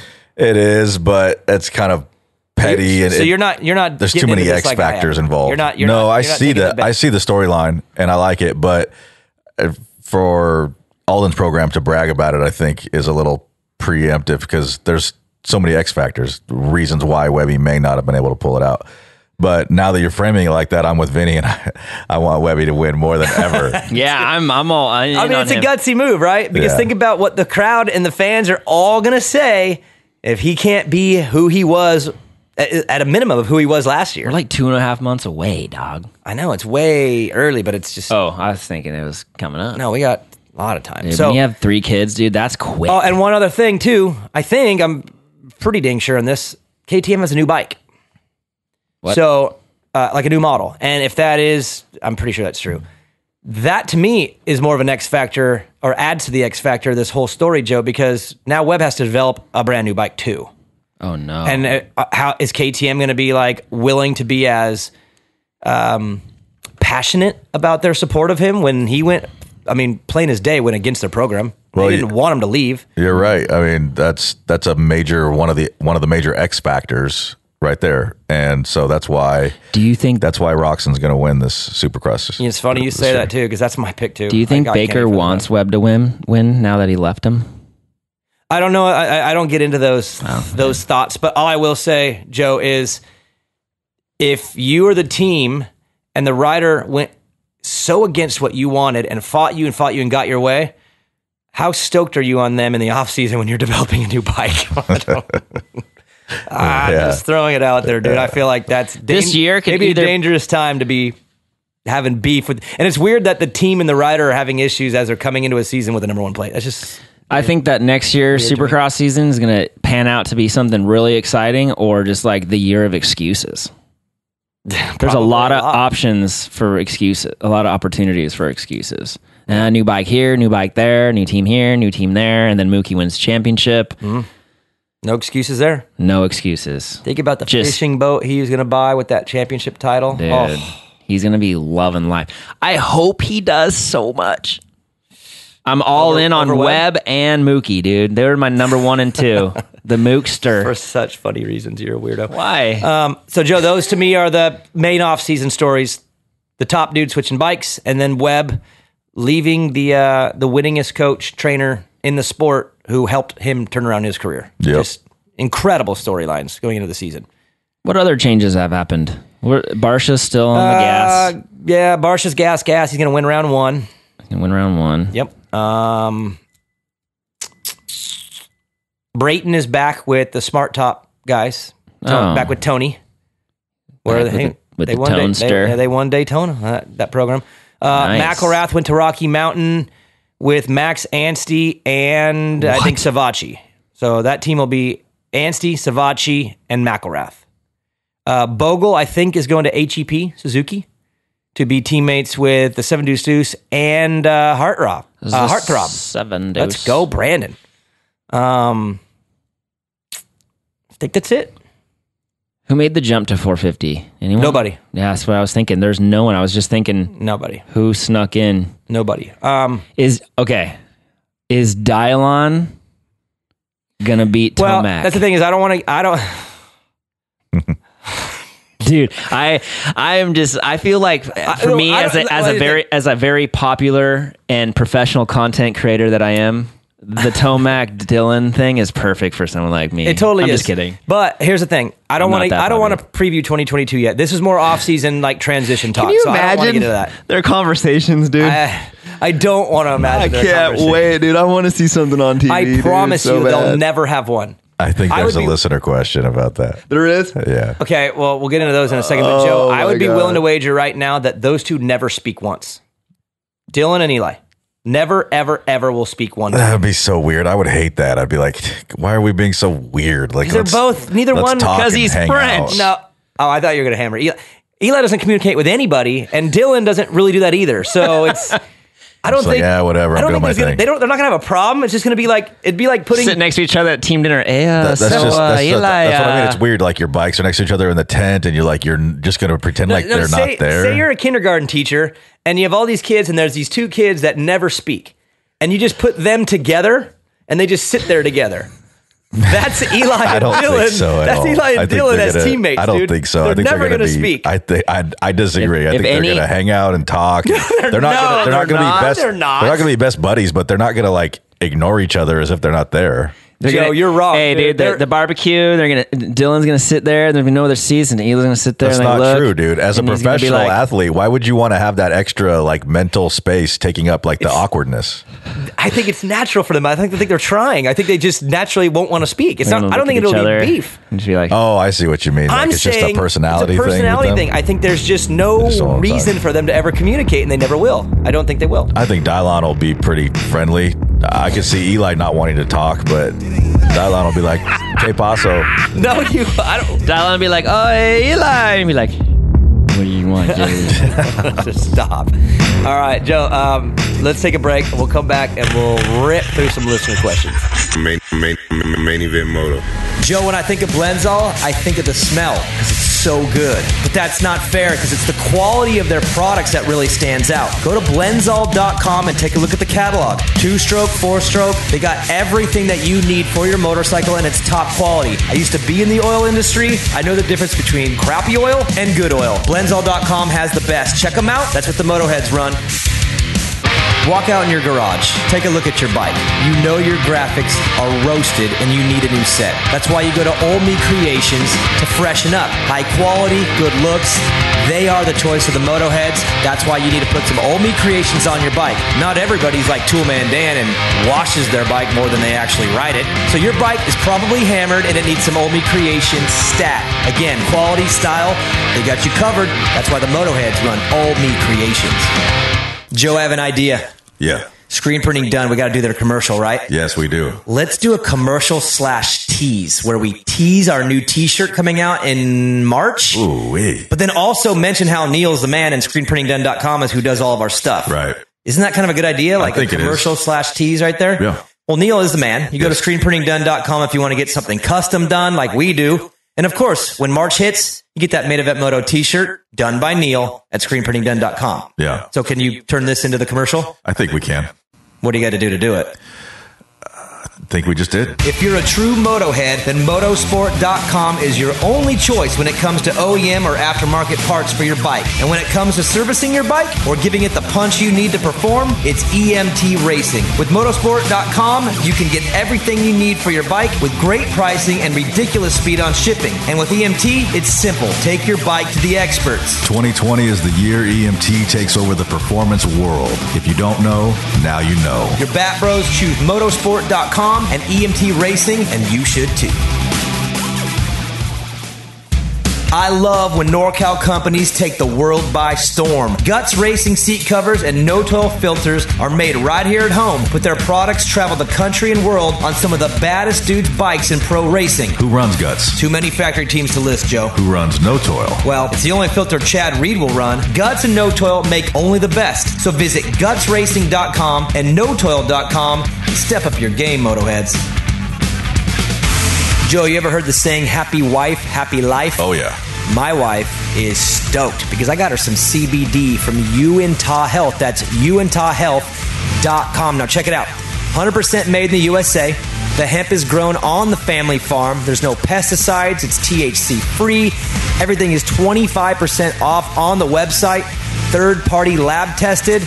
These guys crush it, and they are now part of Main Event Moto. So go to utahhealth.com. That's UINTAH health.com and get some CBD. I'm a believer. I tested it. I tried it. I believe. Motoheads, give it a shot. utahhealth.com.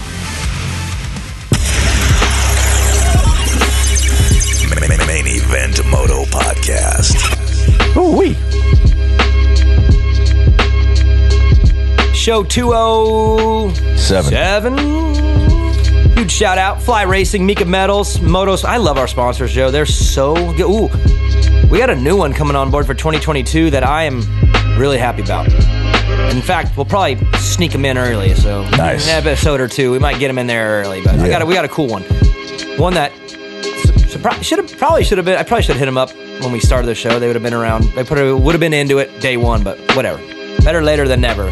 Totally. Fly Racing, Mika Metals, Motosport.com, Scott USA. These are your prospect listener questions coming up. No Toil. Hi, Ryan.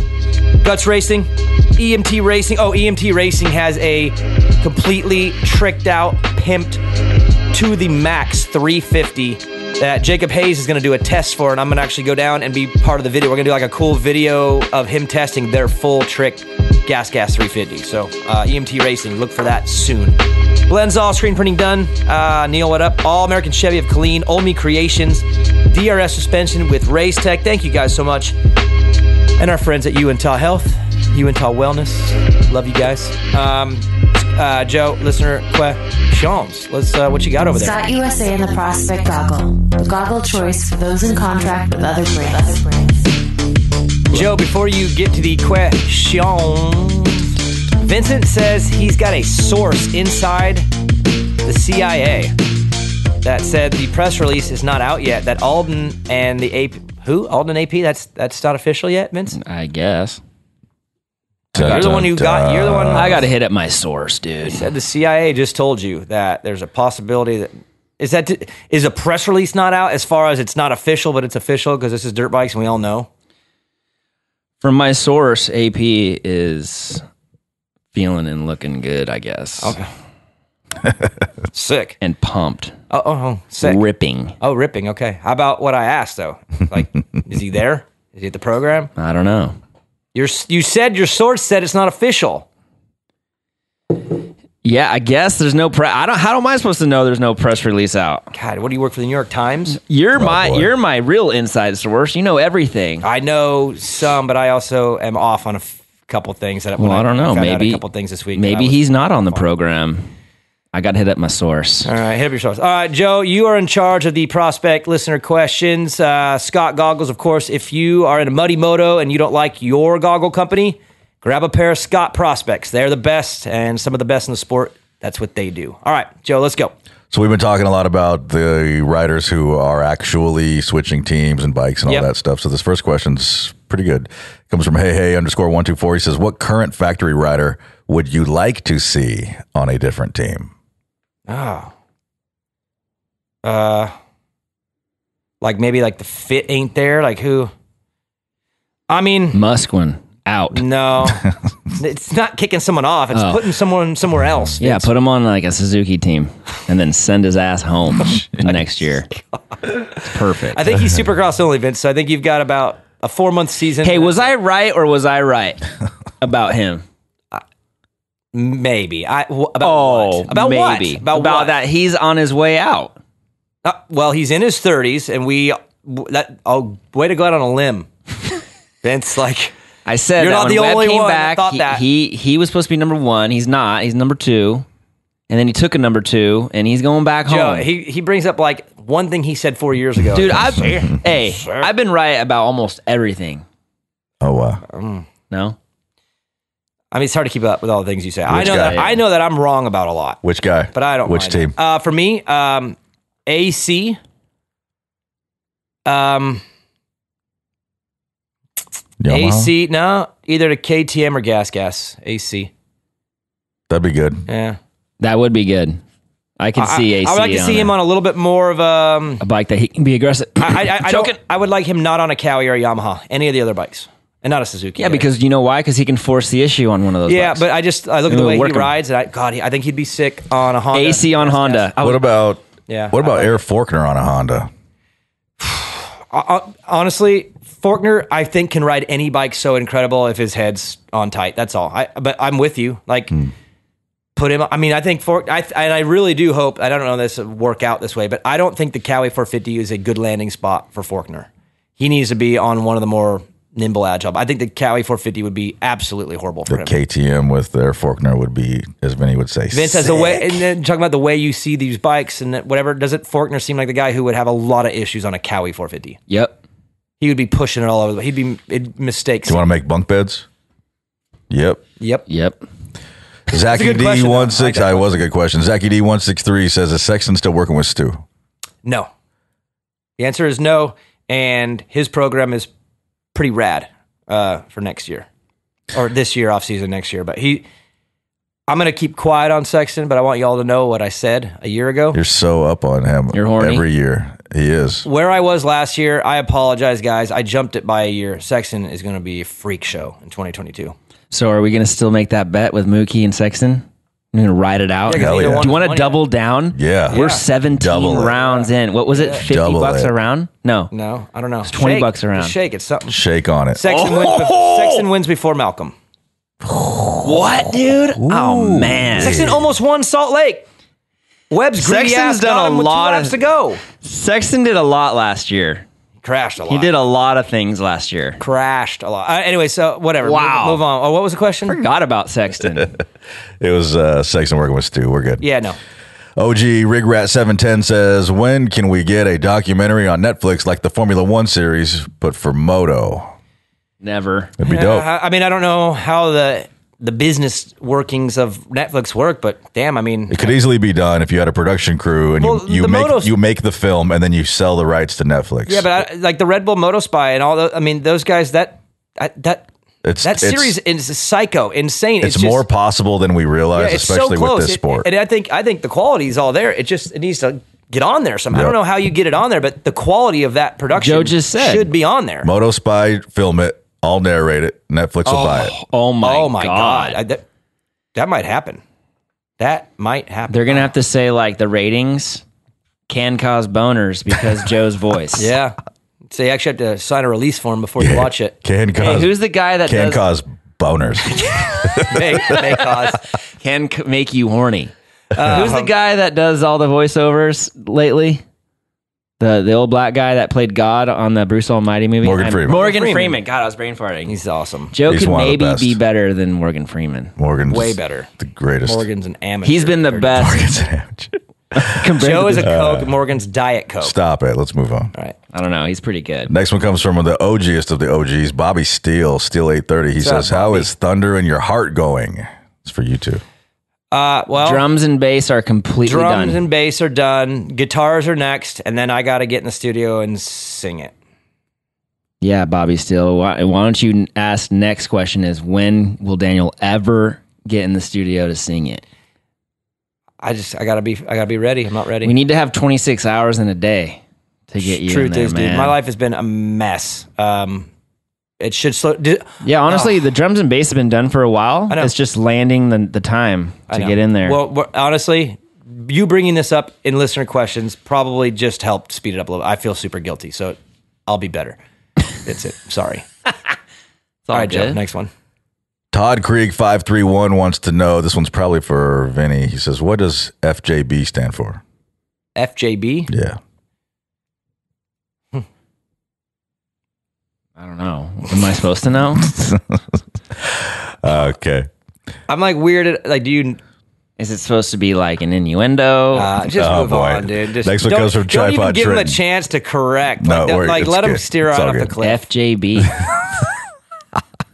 Tripod Trent. Joe Biden. Oh, God, boy. dude. Okay. Seriously, Vince. All right. Like, you're like looking at us like Yeah, with a question mark above your head. Like, I've been busy, man. Tripod Trenton says, does Mookie wrap up the Supercross title early? Yes. Not according to that bet. yeah, maybe Chase wins first and then Malcolm wins the rest. This is an I'll be interesting. so sad if that really happened. I'll be broke. You just got a raise, dude. You're dialed. I did. Yeah, you're good. You're the. I'm rich as f. Yeah, yeah. Oh boy. What's funny is I'm not. What's funny is you're not at I'm all. so broke. God. I'm making bets, dude. I'm like that guy on that stupid show that's like popular on Netflix right now. I'm in debt like $6 billion. What show? Squid Game. Squid Game. Don't ruin it for me. I'm only on like episode 3. All right. I'm only on episode 2. Vlog Epicness says, who would win in a race? This is kind of an interesting question. It's kind of weird. 10-year-old Evan Blair or 10-year-old Daniel Blair? You're like a world I would say like you were already like Yeah, but you were already getting I was not.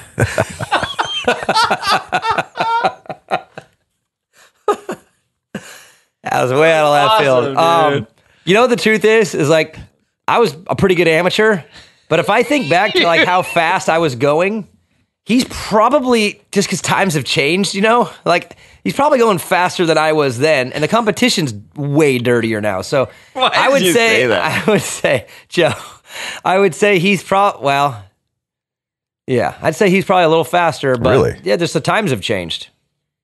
Like, dude, we were good back then. I mean, go watch Adam Cincerello on a 50, and you're gonna be like, damn, he was good. And then go watch the kids now. They're so much technology faster, makes dude. you better and They're stuff. way faster. The little kids around here, Aiden Steinbracker, Jaden Smart, these kids, dude, they're so much faster than AC was like when he was on a 50 because the times change and the bikes change. And plus you helped him become. I've always said that champions usually don't come from that first generation. It takes a couple. It doesn't matter if it's a sport or whatever. It could be different sports, but it's usually a generational thing. It takes a few generations for. It depends on where you come from too. Like Ryder DiFrancesco, his dad is like a sick flat tracker. Exactly. There's And always now- something. And like, now look at Ryder is like just a freak Supercross, motocross I'm not kid saying coming up. I'm not you know? saying we're champions. We've won amateur championships and Yeah. shit. But what I'm saying, think about like our grandpa. He was a world record top fuel drag racer. Yeah, Butch Blair. Any of you dragster fans out Where to there? Fagawi. Yeah, look up Butch Blair. It was my grandpa. He's a world record holder dragster. That's guy. why we're so damn good in starts That's why we're good starters. That was and about good at it. drinking beer because I guess that's all he does. Actually, I'm not good at drinking beer. Yeah, going straight, Joe. We were solid. Corners were tough. But anyways, what was the question again? I got stupid. faster. You or Evan? I 10 would years old? say Evan and pure speed now, but Yeah. just the times have changed. It's not. It's a horrible comparison. We got it. Fair comparison. You got it. Evan Carson 55 said, "How loud do you think the Let's Go Brandon chants will get at A1?" Depends if you have to have a vaccine or not. Oh, Tomac Dan chimed in. He said, "I will start it." Of course he will. Yeah. Dan's already getting his signs. Can we ready. talk about that? About what? Is there I don't even know. What is the deal with that? Is there going to be Here's the update. Here's the update that I know as of this very moment. And I can say this as I can just say it. Okay. Dave Prater did a Zoom interview with Jason Wygant last week, and he explained it all. So if you're out there and you're concerned about what's going to happen, whatever, go watch that. Jason Wygant interviews Dave Prater. He says it's a decently long interview. He explains it all. And as of now, right now, no, there is no vaccine mandate for Supercross. It was, I don't know how it got out there. I don't know how it got turned into the conversation. It got a little wild there for about a week. Yeah. And Prater had to come out and say, hey, no. Calm down. Okay, Yeah. cool. So as of right now, no. I think the concern is, I hate that commie shit. when stadiums, counties, states make changes. If the schedule falls, if you're pulling into wherever and all of a sudden the stadium's going to change their rule, that's, I think, the scare more than it coming down from Supercross. The scare would be hopefully things chill out and it doesn't escalate into where all of a sudden stadiums start just mandating. Because right now the Raiders Stadium, Joe, vaccine passport. Yeah. So stupid. The Rams, the Chargers, same thing. So some of these newer stadiums are requiring it, and as of right now, none of the Supercross stadiums are. It's just the dumbest thing I ever heard. And I'm not saying it doesn't matter whether you're into a vaccine or not. It's just that whole premise is just so odd. I would prefer not spend a second on this topic. So. RF Motorsport USA says, "Why do you think the AP press release isn't out yet?" Oh. CIA, Vince. They're in our comments. Who is that? RF Motorsports USA. That comment was asked 11 hours ago. Who the hell is that? Just the man, RF Motorsports USA. I don't know why there's the no man. press release, because our sport is silly about some things, that being one of them. I don't know. Dead Memes 21 said, "How many times will Jet Lawrence cry in 2022?" Will he cry? I don't. Did he? How many times did he cry last year? Did he cry? I don't. When he won championship? Did he cry? No, I don't think he cried. Trying to think He of his barked. big crashes. I got him to bark on the podium. That's really dumb. That was a No way. that was a What are you talking memorable about? moment. I got a big dog gonna eat. I got a kid to bark on the podium on live television. That went viral and became a meme. It did. I actually got an email from Red Bull thanking me for pushing him into that question, and they sent that clip all around all Red Bull corporate. And Did Red you get Bull any loved it. royalties for that? Not $1. Demand it. I should get some. I pushed him into that. I said, "Hey, did the big Joe. dog eat?" And he barked. Why did Joe say you were getting pussy when you were 10, dude? I don't know. Vincent, next one. Valajetchel, I don't even know. Will AC finish a full season? I want him to, but if I was gambling, I'd say no. It's always something. But Are you guys going to do a pre-show again, getting closer? Of course. to us? Yeah. Yeah, of course. Because I feel like we didn't pussy talk. pork. Oh my God. Hey. Next one, Joe. Oh my God. Post Strandon said, "With so much drama in the LBC, do you ever find it hard being Snoop D-O-double-G? I bet somehow, some way, y'all keep coming up with dirt bike related shit What's every LBC? single day." Long Beach County, or Long Beach Crip if you're in the gang. So what's the question then? I don't think there was one. It just was giving was us rapping. props. Yeah. Oh, all right. Sick. Cool, man. Elliot Butler 16 said, "How many riders will be stretched off the track at the Supercross Futures events?" Jeez. That is a dark one. That's a horrible question. Elliot Butler 16 was God, Elliot. feeling dark that day. Oh, man. It's got butt in his name. There's no need to answer. I was just trying to. Oh boy. Elliot Butler. Next one comes from our boy Cody. so 975 You're like a- Piscatelli. Yeah, it's this man. Dude, Vincent's like 13 years old, I swear. man. I have beef with this guy, don't I? With Cody? I don't know. Probably. Piscatelli reminds me Oh of someone yeah, I'm because mad you're always at. saying piss. Yeah, he reminds you of piss. That's right. What did he ask? He says, "What are your opinions on Darkside's pony?" Jesus. I'm a big believer in you do you, Scotty P, man. That's just who I am. Like, I think if it's he great. likes it, I love it for glorious. him. If he cuts it off, I love that he cut it out. I don't care. Give a rat's ass. Good for you. Dark Side Pony. I just want to be happy. He's my friend. I hope he's happy. Next one, Joe. JD320X says, is Vince going to do his live Instagram race coverage this year? Oh, yeah. Will that be back? I want to do it, but I probably won't do it Actually, you know what? I could probably... I used to work some weekends, and what happened is I worked a weekend, and I didn't want to do it anymore, and it kind of broke my vibe. Yeah, you gotta get the ball Listen, rolling. you know what? I'll do it if enough people go on live, but I'm not doing it to, 50, 60 people. I got shit to do. I think you should do it. It's kind of like how the Manning brothers do the alternate broadcast on ESPN2 for Monday Night Football. See, the audience on our main event... Oh, yeah. No. Look, I like that, Joe. I do like it. That's why I think his Instagram commentary could be the alternative. But that's the thing is, our reach broadcast. on Main Event Moto is way bigger, but I don't know if I want him having access No, to no, Instagram. I don't I feel like that's probably not No, good for it's me. not supposed to be. it's my It's not Instagram. supposed to be official. Or, Okay. No, dude, look, if the you reach want a season 2, I want it to be bigger, badder, raunchier, meaner. That's I why want all the gloves off. That's why we wouldn't want Yeah, to. Exactly. I want the gloves off, and I want to have a good time. So if you want me to do it, then you guys need to motivate me. So if I go on live and I just hear a bunch of G-rated questions like, "Hey, you, what do you think of the lap times today?" F the lap times. Oh boy. I want to know who got in a fight in the pits and shit. Because doesn't really happen. I want to know which monster girl they're going through this time. Joe, just show the next one. Chris Cullen, 76. This is a good one. After going to and announcing Endurocross, what do you think we can do to make it more popular, or is there anything? Yeah, dude, I'll tell you the truth. So I've done the voiceovers for Endurocross the last 2 years. It's all been in the studio. It's post-race. It's all edited, whatever. And I've loved it. It's been rad.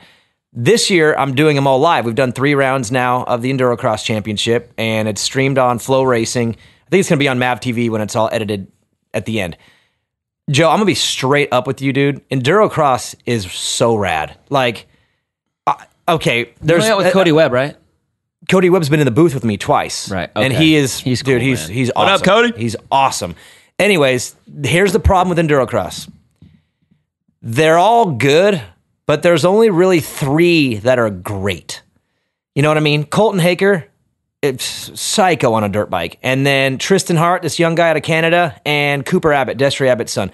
Those 3 are so rad. This last weekend in Reno, Joe, the third moto was, dude, I was on the edge of my seat. It was such good racing. It was crazy. We need more of them. It needs to be 5 or 6. We need Cody Webb to be healthy. We need Taddy Blazuziak to come back over here. That's one of the best names ever. Taddy Blazuziak, dude. Do you realize how many nicknames you could have if you just thought about it for a while? It's endless. We need him over here. I know. You put them 5 together, and I think it could pop. It could make a big move because you need that battle, that competition. And right now, Haker's just a little bit too good for the class without Webb and Blazuziak there. And some of you are listening right now, and you're like, who are you talking about? But dude, Endurocross is incredible. If there's any way you guys, if any of you have Flow Racing, go back and watch the third main from Reno. It was insane. They're incredible on the bike, and the racing's been awesome. I absolutely love it. I think it's so underrated. It's been awesome. It's this will sound weird from a guy who doesn't smoke weed, but it's a good pothead thing to watch because it's slow motion. Yeah, because it's slow and they're doing weird stuff and they're crashing a lot. Yeah. It's just like, oh. Yeah, it's like watching a baking competition. You know, like it's just good. It's a little better than that. I mean that in a good way. It's a little better than that. Yeah. I mean, hey, baking competitions are fun too. But hey, it's so underrated, dude. People, y'all need to check it out. And then we need 5. If you have 5 dudes that can win, it'll be loose, dude. It'll be really loose. So, all right, next one. OG Kenneth Smith 18 says, Vinny, you're gonna hit the flop shot or a bump and run? Flop. I don't bump and run. I hit it close. All right. I'm serious. I spent 2 months with my coach learning how to hit flop shots. I can hit really good flop shots. Sick. I could flop my... Never mind. Go. Next one. Next. Just go, Joe. You proud of me? I held it in. I know exactly what you're going to say. Next one comes from our boys down under, Captain Gingerbeard 90, the homeboy Haley. Says, what does the crowd cheer when Brandon Hartraff wins a heat race? Biden. Biden. He said, "Let's go, Brandon." Oh boy. What an idiot. Next one, Joe. She's so stupid. Next one, Joe. Oh boy. Some of you out there are smart enough to know why I want to move on. Go, Joe. Sorry. And some of you don't know. And you're funny. like, "What?" It is funny, It's but funny. still. It's funny. It's not funny for everybody, Vincent. It is. Get over it. Could you imagine if that was me? What would I be going through right now? Vincent? Could you imagine A1? Oh, man. And that happens behind me? Oh, my God, dude. It's not cool. What are you going to do if that happens? Run into the tunnel. I'm out of you're there, just gonna dude. pretend like it's not happening, dude. I'll turn my mic off. You're just like the web of TV, dude. You're a shark. Nothing phases you. I'm anticlimactic when it comes to, Dude, you're all business, dude. Just take care of business, bro. yeah, dude. You got a guy to bark on stage. I mean, what That's- more can you ask of someone? Yeah, next one, Joe. Next Hurry. one, hurry. The Duke VA says, "Is Will's baby gonna come out in a Pedrogan?"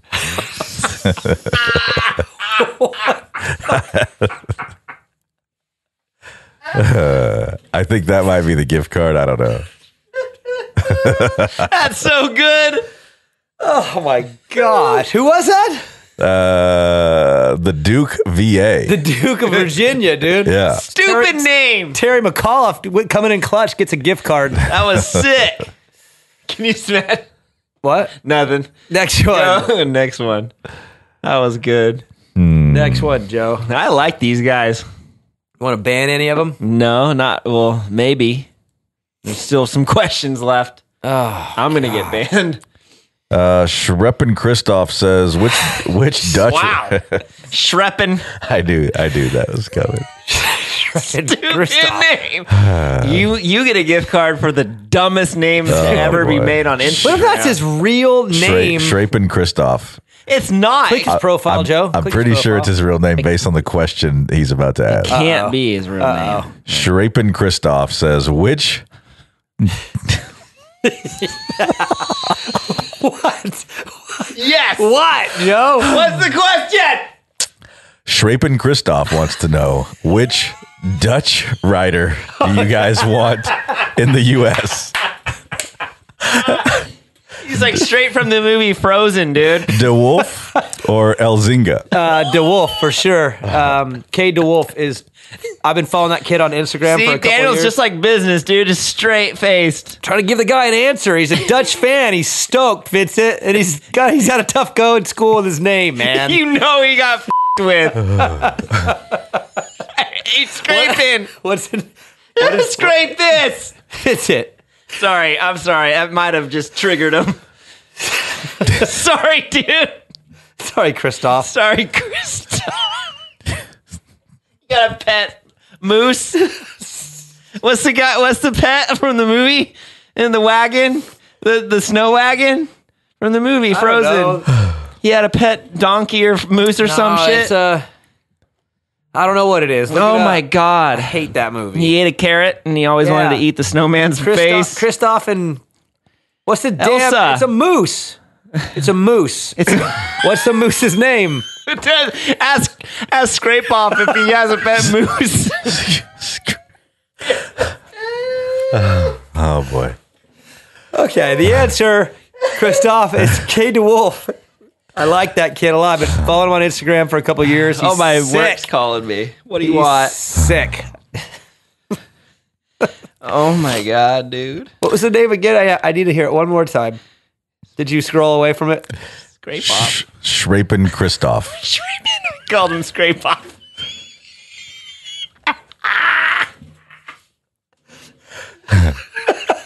All right, Joe, just go. Just go. Oh, boy. Just go. OG. Lost it. It has been lost. OG main event Motohead. Mini golf. This is Daniel. Did you ever resolve your neighbor/parking problem? I moved. That's how he solved it. I'm out. I moved. Good next one. The asswipe neighbor was torturing. In fact, I was renting a house, and the landlord or the owner of the house who moved in, that's why I had to move, because the owner wanted to move back into their own house. She ended up texting me, Joe, like 2 months later and was like, hey, what's the deal with the guy next door? And I was like, what's wrong? And she's like, dude, she's going through what I went through, but I think even worse. She had no clue. And I'm like, yeah, we dealt with that the whole time. Yeah, seriously. So, all right, next one. But I moved. Minigov had a second parter. This is a interesting inside one here. He said, also, how's baby Billy doing?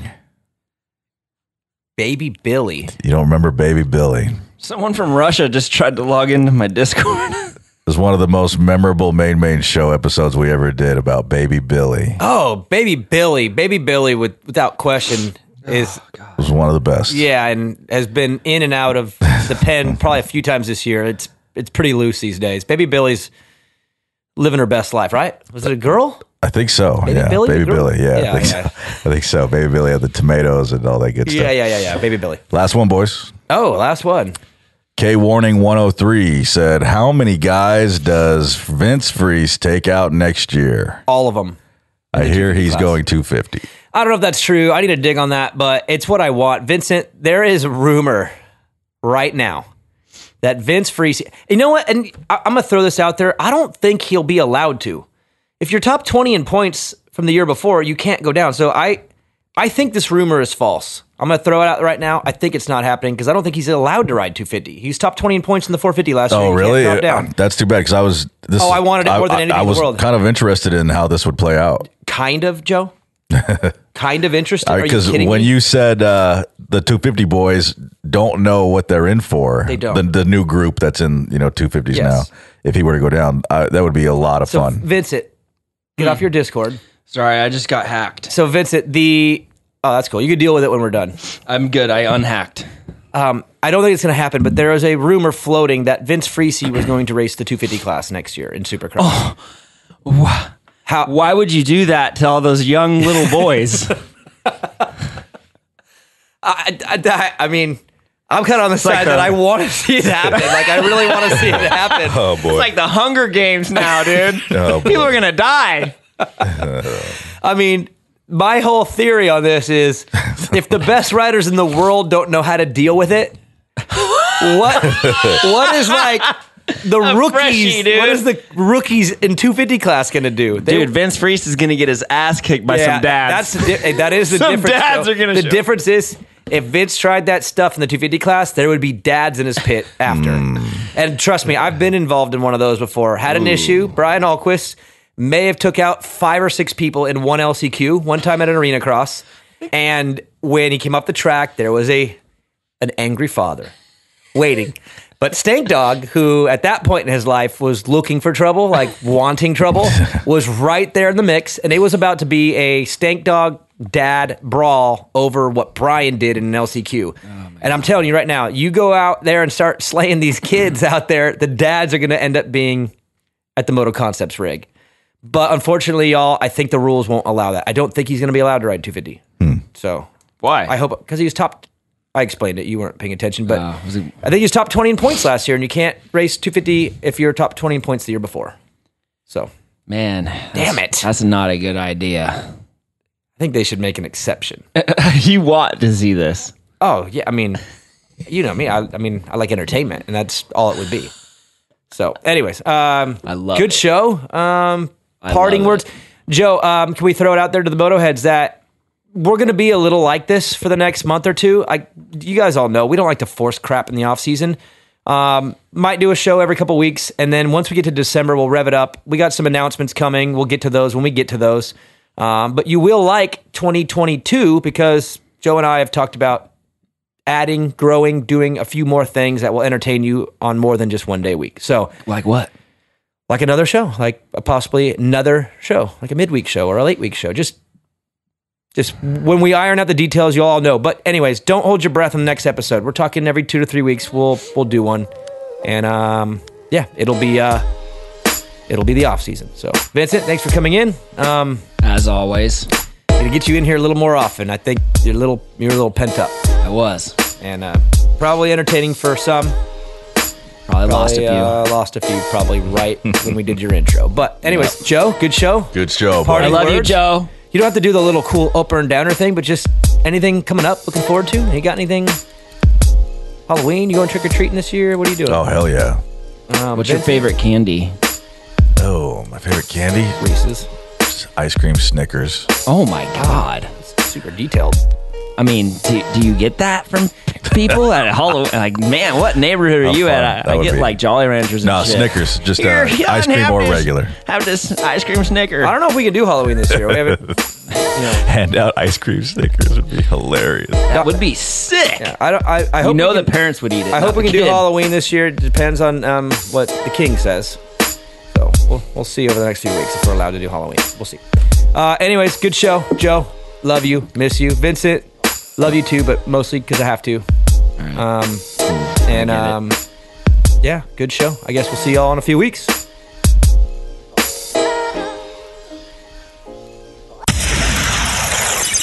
Main event motor. Screw it. You know it by now.